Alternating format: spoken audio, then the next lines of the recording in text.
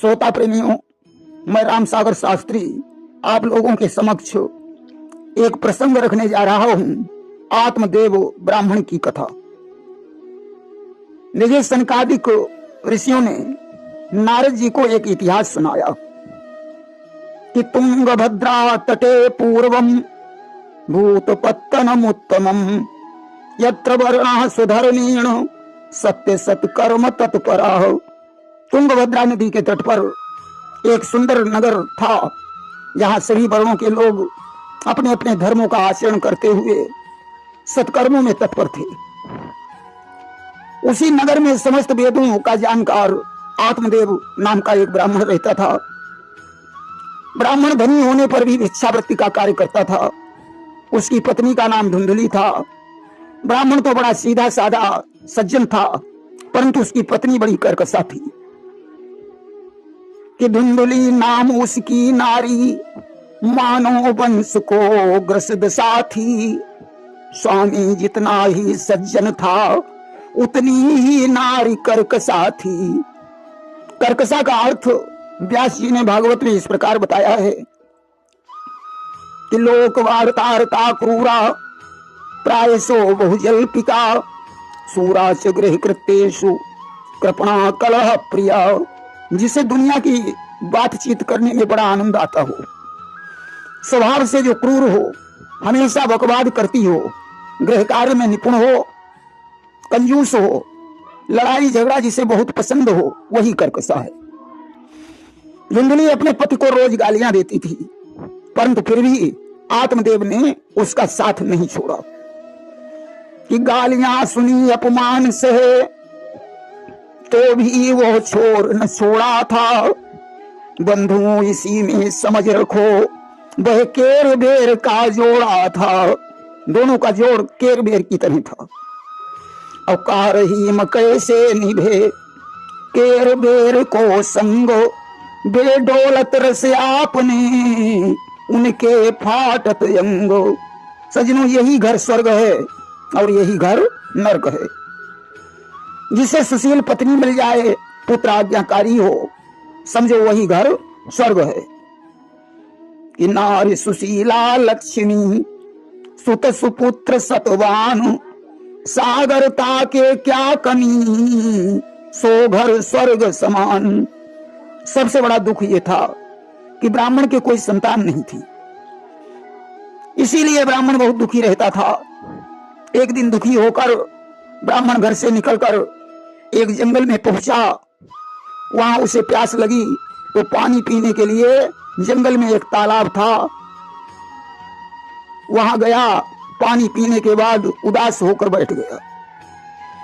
ब्राह्मण विचार करने लगा, ऐसी जिंदगी से तो मर जाना ही बेहतर है। ऐसा सोच ही रहा था। तब तक ईश्वर की इच्छा से वहां एक सन्यासी महात्मा आ गए। ब्राह्मण सन्यासी के पास पहुंचा, उनके चरणों में सिर रखकर जोर जोर से रोने लगा। सन्यासी ने कहा, हे विप्र, तुम क्यों रो रहे हो? अपने दुख का कारण बताइए। कि ब्राह्मण बोला, क्या कहूं अपनी व्यथा कराल। करे न प्रभु मेरी तरह दुश्मन का भी हाल। ब्राह्मण ने कहा, महात्मन, आपको मैं अपनी क्या व्यथा सुनाऊं? जैसा भगवान ने मेरे साथ किया है, ऐसा किसी दुश्मन के साथ भी न करे। अरे, संतानहीन जीवन को धिक्कार है, संतानहीन घर को धिक्कार है, संतानहीन धन को धिक्कार है, और संतानहीन कुल को भी धिक्कार है। महाराज, मैं इतना पापी हूं कि मैं जिस गाय को पालता हूं वो बांझ हो जाती है। जो वृक्ष लगाता हूं उसमें फल फूल नहीं आते। मेरे घर में जो फल आता है वह शीघ्र ही सड़ जाता है। जब मैं इतना अभागा हूं तो ऐसे जीवन को रखने से क्या फायदा? मैं डूब कर मरना चाहता हूं। सन्यासी ने आत्मदेव की मस्तक की रेखाएं देखकर कहा, हे विप्र, एक जन्म की कौन कहे, 7 जन्मों तक तुम्हारे संतान नहीं हो सकती है। इसलिए संतान का मोह छोड़कर घर लौट जाओ, भगवान का भजन करो। कर्म की गति बड़ी प्रबल है, संतान से कोई सुख नहीं मिलता। महाराज सगर को संतान के कारण दुख भोगना पड़ा। राजा अन्य संतान के कारण कितने दुखी हुए। अगर कोई पुत्र पैदा हो गया तो महान दुख भोगना पड़ सकता है। सन्यासी ने कहा, विप्रदेव, पुत्र 4 प्रकार के होते हैं। शत्रु पुत्र, पूर्व जन्म का दुश्मन यदि जन्म ले लेता है वह शत्रु पुत्र होता है। ऋणानुबंधी पुत्र, पूर्व जन्म का ऋणदाता यदि जन्म लेता है वह पुत्र ऋणानुबंधी पुत्र होता है। उदासीन पुत्र, जो विवाह होने पर तुरंत अलग हो जाता है वह उदासीन पुत्र होता है। सेवक पुत्र, जिसने पूर्व जन्म में सेवा पाई है वह पुत्र सेवक पुत्र होता है। पुत्र का असली अर्थ होता है यह प्रीणयेत सुचरित ही पितरम सा पुत्र, जो अच्छे चरित्र से अपने पिता को प्रसन्न करता है उसे पुत्र कहते हैं। पू माने नरक, त्र माने रक्षा करने वाला, जो नरक से रक्षा करता है उसे पुत्र कहते हैं। तुम्हारी प्रारब्ध में पुत्र लिखा नहीं है, इसलिए हट छोड़कर लौट जाइए, अन्यथा बाद में तुम्हें पछताना पड़ेगा।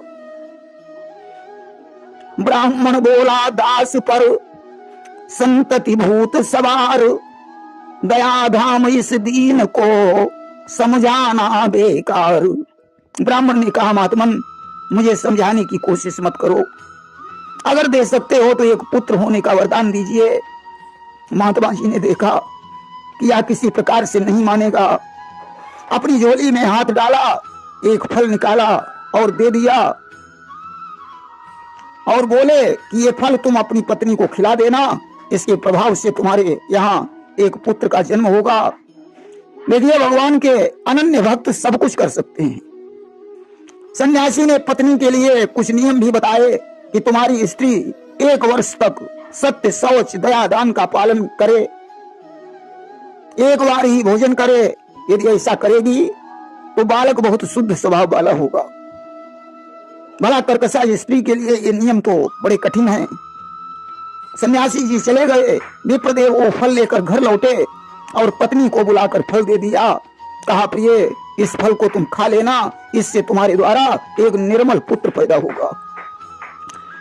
ब्राह्मण देव फल देकर चले गए कि फल दिया धुंधुली को जाकर श्री विप्रदेव ने खाने को, पर वह दुष्टा तैयार न थी संतति का कष्ट उठाने को।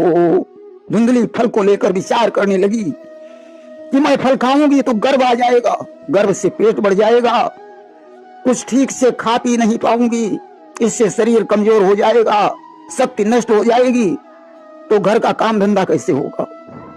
और दैव योग से अगर गांव में आग लग गई तो गर्भहीन होने के कारण मैं कैसे भाग पाऊंगी।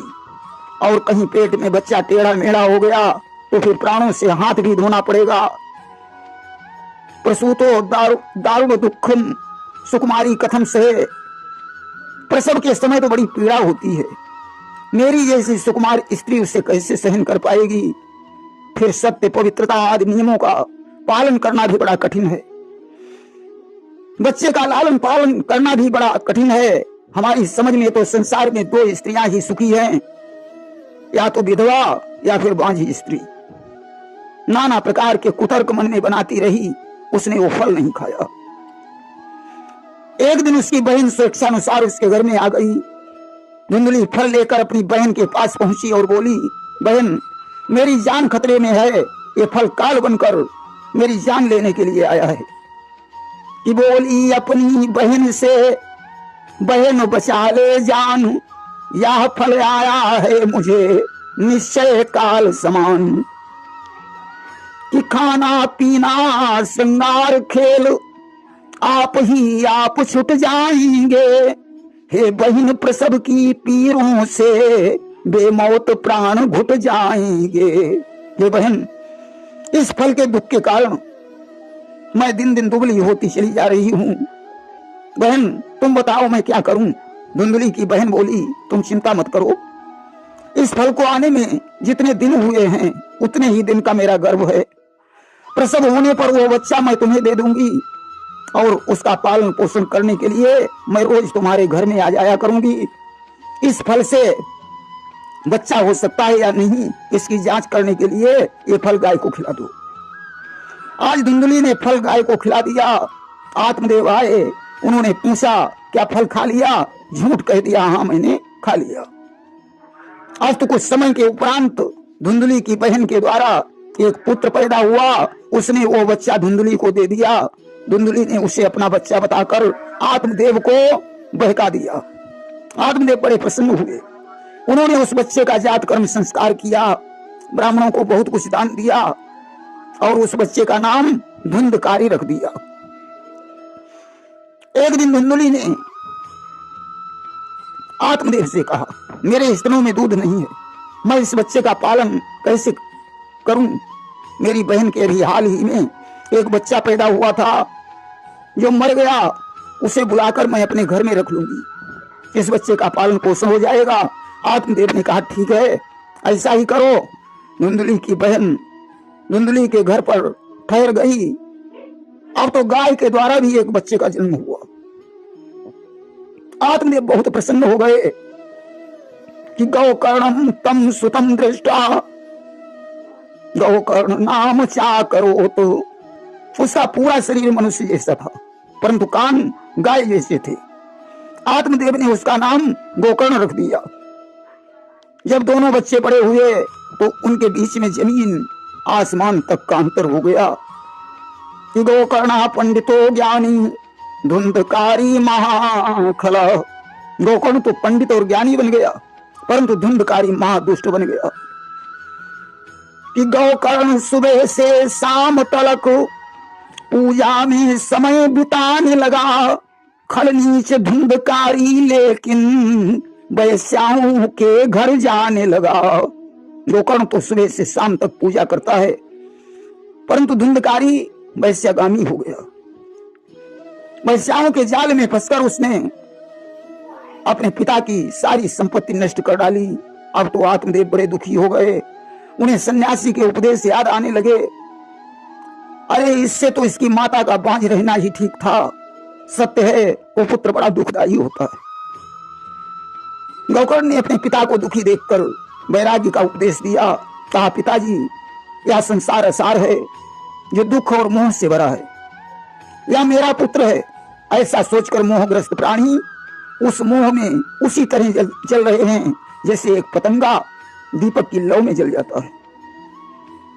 यहां कोई सुखी नहीं है कि राजा कहे महाराजा सुखी और महाराजा कहे सुख इंद्र को भारी, और इंद्र कहें श्री धर्म सुखी और धर्म कहें सुख ब्रह्मा को भारी, और ब्रह्मा कहें विष्णु जी सुखी और विष्णु कहीं सुख शंकर को भारी, और शंकर कहीं सब दुखी के दुखी सुख सागर राम के भक्त को भारी। राजा सोचता है इंद्र को सुख होगा परंतु सच्चा सुख तो शिव जी को है जो रात दिन भगवान के ध्यान में मस्त रहते हैं। गोस्वामी बाबा ने मानस में लिखा कि सुखी मीन जहाँ नीर अगाधा और जिमी हरि शरण में कौ बाधा। मछली वही सुखी है जहाँ अगाध नीर है। इसी प्रकार जीव को भगवान की शरण में जाने से सुख प्राप्त होता है। और श्रुति पुराण सब ग्रंथ कहानी और रघुपति भगति बिना सुख नाही। वेद पुराण आदि सभी ग्रंथ यही कहते हैं कि भगवान की भक्ति के बिना जीव को सुख मिल ही नहीं सकता। या मेरा पुत्र है, इस मोह को भूल जाइए पिताजी। मोह से ही मनुष्य को नरक प्राप्त होता है। यह शरीर तो नष्ट ही हो जाएगा, इसलिए वन में जाकर भगवान का भजन करो। कि देहे स्थिमांस रुधिरे विमतिं त्यजत्वं जाया सुता दिशु सदा ममतां विमुंच पश्यानिशं जगदिदं क्षणभंग निष्ठं वैराग्य राग रसिको भव भक्ति निष्ठा।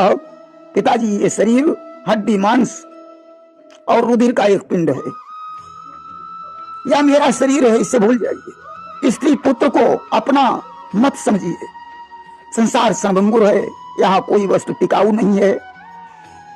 वैराग्य के रस में डूबकर भगवान की भक्ति करो। भगवान के भजन से बड़ा कोई धर्म नहीं है। भगवान की कथाओं का पान करो। आज पुत्र का उपदेश सुनकर आत्मदेव को ज्ञान हो गया।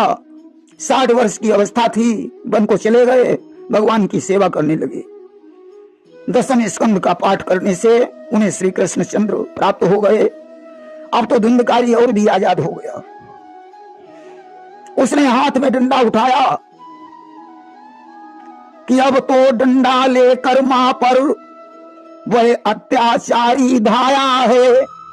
पूछने लगा पापिनी बता, घर का धन कहाँ छुपाया है। डंडे मार मार कर अपनी माता से पूछ रहा है, तूने धन कहाँ कहाँ छुपाया है, जल्दी से निकाल। अब धन हो तो बेचारी बताए, वहां तो कुछ रहा ही नहीं। धुंधली ने कहा, बेटा मैं तुम्हें कल बता दूंगी। आज धुंधकारी के उपद्रवों से तंग आकर रात के समय कुएं में कूद कर धुंधली ने अपनी जान दे दी। योगनिष्ठ गोकर्ण तीर्थ यात्रा को चले गए। इन सब घटनाओं का उनके ऊपर कोई प्रभाव नहीं पड़ा। अब तो धुंधकारी और स्वतंत्र हो गया। उसने 5 वेश्याओं को लाकर अपने घर में रख लिया। एक दिन धुंधकारी चोरी करके बहुत सा माल लाया। वेश्याओं ने विचार किया, ये रोज चोरी करता है, किसी दिन इसे राजा पकड़ लेगा या धन छीन कर फांसी की सजा दे देगा। जब इसे मरना ही है तो क्यों न हम ही लोग मिलकर इसे मार डालें, या माल भी प्राप्त हो जाएगा। आज सोते हुए धुंधकारी को उन्होंने चारपाई में रस्सियों से कस लिया, गले में फांसी लगाई। धुंधकारी फिर भी नहीं मरा तो जलते हुए अंगारे उसके मुंह में डाले। आग की लपटों से झटपटाकर उसकी मृत्यु हो गई कि उजड़ गया हर तौर से आशाओं का खेत। वहां धुंधकारी हुआ महाभयानक प्रेत। वैश्याएं तो चली गईं, धुंधकारी मरकर अपने कुकर्मों के कारण एक भयंकर प्रेत बना। कुछ समय बाद गोकर्ण को भाई की मृत्यु का समाचार मिला। उसे अनाथ समझकर गोकर्ण गया में श्राद्ध दान करने लगे और घर पर लौट आए। रात्रि के समय आंगन में चारपाई डाली और सोने का विचार बनाया। आधी रात के समय धुंधकारी ने विकट रूप धारण किया और गोकर्ण के पास पहुंचा। वह कभी मेढ़ा बन जाता है, कभी हाथी, कभी भैंसा, कभी इंद्र और कभी अग्नि का रूप धारण करके गोकर्ण को दिखाने लगा। आखिर में उसने मनुष्य का रूप धारण किया कि गोकर्ण रात में जब आया त्यों ही वो प्रेम दिखाने लगा। मेरा हाथी भैंसा मनुष्य बन बन कर सन्मुख आने लगा। गोकर्ण तो परम तपस्वी थे। उन्होंने उस प्रेत से कहा, तू कौन है, मुझे ये भयानक रूप क्यों दिखा रहा है, तेरी ये दशा कैसे हुई, तू पिशाच है, प्रेत है या कोई राक्षस है। गोकर्ण के इस प्रकार पूछने पर वह जोर जोर से रोने लगा। बोलने की शक्ति नहीं थी, संकेत कर रहा था जिसे गोकर्ण समझ नहीं पाए। आज उन्होंने अंजलि में जल लेकर उसके ऊपर मंत्र पढ़कर फेंक दिया। अब तो वो प्रेत बोलने लगा। उसने कहा कि अहं भ्राता तुदीयोऽस्मि धुंधकारीति नामतः स्वकीये नैव दोषेण ब्रह्मत्वं नासितं मया। अरे मैं तुम्हारा भैया धुंधकारी हूं। मैंने अपने कर्मों से ब्राह्मणत्व नष्ट कर दिया। मैंने बहुत से पाप किए हैं। उल्टा स्त्रियों ने तड़पा तड़पा कर मुझे मार डाला। अब मैं प्रेत योनि में आकर दुख भोग रहा हूं। हे भैया, मुझे इस योनि से बड़ा कष्ट हो रहा है, मेरा उद्धार करो। कि मैंने परिवार विनाश किया, अब तुम उद्धार करो भैया। भैया का भैया डूब रहा, या नैया पार करो भैया। गोकर्ण ने कहा, भैया मैंने तुम्हारे लिए गया में पिंड दान किया, फिर तुम प्रेत योनि से नहीं मुक्त हुए। धुंधकारी बोला, मैं कोई छोटा मोटा पापी नहीं हूं कि मेरे उन घोर कुकर्मों को हर सकते हैं व्रतदान नहीं। नाथ की न्यायशाला है वो, कोई रिश्वत की दुकान नहीं। मेरे कुकर्मों को व्रतदान नहीं हर सकते। क्योंकि भगवान के यहाँ सच्चा न्याय होता है। गोकर्ण ने कहा, गया में श्राद्ध करने से जब तुम्हारी मुक्ति नहीं हुई, तब तो फिर तुम्हारी मुक्ति का कोई उपाय ही नहीं रहा। निंदकारी हाथ जोड़ने लगा, भैया तुम्हें कोई उपाय करना ही होगा। आज गोकर्ण ने भगवान सूर्य का ध्यान किया कि नमो नमस्ते सदा विभाव सो सर्वात्मने सप्तहयाय भानवे। हे भगवान सूर्य, आप सारे संसार के साक्षी हैं, मैं आपको नमस्कार करता हूं, आप ही मुझे मेरे भैया की मुक्ति का उपाय बताइए। आज भगवान सूर्य प्रकट हो गए। उन्होंने कहा, श्रीमद् भागवत सप्ताह पारायण से धुंधकारी की मुक्ति हो सकती है। आज गोकर्ण जी कथा सुनाने के लिए तैयार हो गए। देश और गांव से अनेकों लोग कथा सुनने के लिए आए। गोकर्ण जी व्यास गद्दी पर विराजमान हुए। कथा सुनने के लिए वो प्रेत वहां पहुंचा। एक 7 गांठ का बांस गड़ा था, उसमें वायु रूप में प्रविष्ट होकर कथा श्रवण करने लगा। पहले दिन की कथा में बांस की एक गांठ चटक गई, दूसरे दिन दूसरी, तीसरे दिन तीसरी। इस प्रकार 7 दिन में 7 गांठों को फोड़कर धुंधकारी दिव्य रूप में प्रकट हो गया और बोला, है भैया तुमने मेरा प्रेत योनि से उद्धार कर दिया। इदन्या भागवती वार्ता प्रेत पीड़ा विनाशिनी। प्रेत पीड़ा को नाश करने वाली भागवत कथा धन्य है और कृष्ण धाम को प्राप्त कराने वाला सप्ताह पारायण भी धन्य है। आज भगवान के पार्षद वैकुंठ से विमान लेकर आ गए, जिससे मंडल में प्रकाश छा गया। धुंधकारी उस विमान पर बैठ गया। गोकर्ण ने पार्षदों से कहा कि हमारे यहाँ अनेकों शुद्ध हृदय वाले श्रोता हैं जो 7 दिन कथा सुनते रहे, उनके लिए आप विमान क्यों नहीं लाए? पार्षदों ने कहा कि श्रवणस्य विभेदेन फल भेदोऽत्र संस्थितः। कथा सुनने में अंतर रहा, इससे फल में भी अंतर आया है कि सब श्रोता श्रोता रूप नहीं, कुछ सोते और सरोते हैं, इसलिए कथा सुनने के फल भी नहीं एक से होते हैं। धुंधकारी ने मन लगाकर कथा सुनी, बाकी लोगों ने उतने मन से कथा नहीं सुनी। इसलिए ऐसा करो, तुम इन्हें दोबारा कथा सुनाओ और सभी लोग ध्यान से सुने तो सभी लोगों के लिए विमान आएगा। आज गोकर्ण ने फिर से कथा प्रारंभ की। सभी नगरवासियों ने ध्यान से कथा सुनी, सभी के लिए विमान आए और सारे नगरवासी विमान पर बैठकर वैकुंठ लोक को चले गए। प्रेम से बोलिए वृंदावन बिहारी लाल की जय।